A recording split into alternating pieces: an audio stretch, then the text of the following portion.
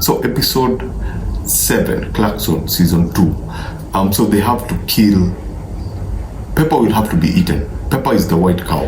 Pepper will have to be eaten because she cannot get pregnant. It seems that's what they're trying to imply, because now they've had to bring in a bull to impregnate Pepper because the artificial insemination didn't work. So now they have brought in a bull, and they have had to go around marking the fences that they have a bull, because bulls are supposed to be dangerous. Okay, this show should have been called the Loophole Show, because Clarkson and the team have been able to find some loopholes when it comes to the construction of the restaurant, and things have started to develop. They've put in plans to improve on what they already had, to make some changes. I don't want to spoil it for people. I want it to be cathartic for most of you guys who will be watching, who've been following. And so this was the episode whereby a chef has been introduced, and if a chef has been introduced, that means that some cows have to die, and specifically this week was supposed to be one cow, and Jeremy has to drive it back. If you remember season 1, where they had to drive the sheep to be slaughtered, he had to carry that one cow to the same slaughterhouse where the sheep got slaughtered. Now, the thing I like about this episode, it's way laid back. It goes back. It feels like season 1. It feels familiar. This particular episode is not. It's not so dramatical. It's not so dramatic in terms of the bureaucracy, and it's not as intense as the last 3 episodes have been. They go back to planting, because now Jeremy came across a new crop that makes vegan oil, and they start growing that particular crop, and they go back now to the tractors, the process of planting, some very creative ideas from Caleb, and we go back to that familiar feeling of Clarkson Farm from season 1. I think one is because it's spring, so the weather has changed. The cows have been moved from the barn to the fields, so there's that just free feeling. I think it's because it's the second last episode, but then as we move towards the end of the episode, another bombshell comes. Something happens to Clarkson. I'm not going to spoil it for you.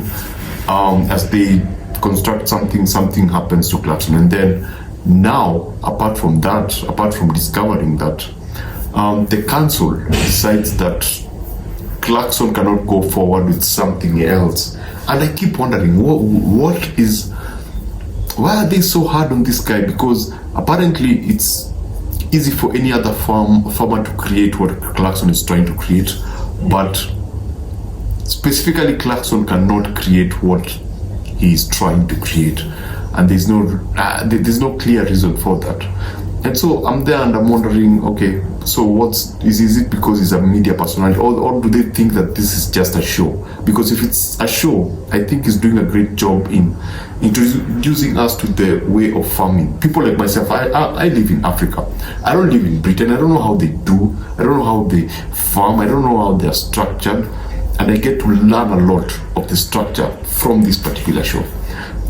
So it's pretty interesting that it feels like 1 or 2 people in the council are taking it very, very personal. Anyway, apart from all that, the chef has been introduced, and she's really, really good. I don't know, I've not tasted her food, but Clarkson was like super impressed with what she had done, especially the beer bread.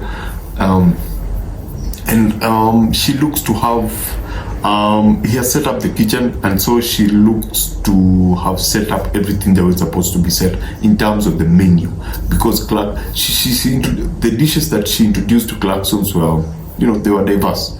They were reflecting what he was working on in terms of the products that are coming in and the products that are coming in from the rest of the farmers, and she seems to have a great understanding of what she has and what she can do with that. So that looks promising. But then there's the problem of, will we see the restaurant? Will the restaurant happen, or will it not happen? I mean, there is the loophole, but then there are still walls that have been set up by these council people that may make it impossible for Clarkson to have that dream restaurant. So as we move to episode 8, I can't tell what's going to happen, because it's pretty clear that the councils are going to shut his dream down. It's already clear, judging from this episode and the previous episodes. They are just hell-bent on not working with him to do what he wants to do. And what he's trying to do is actually benefiting the people around, the farmers around, and the community in general.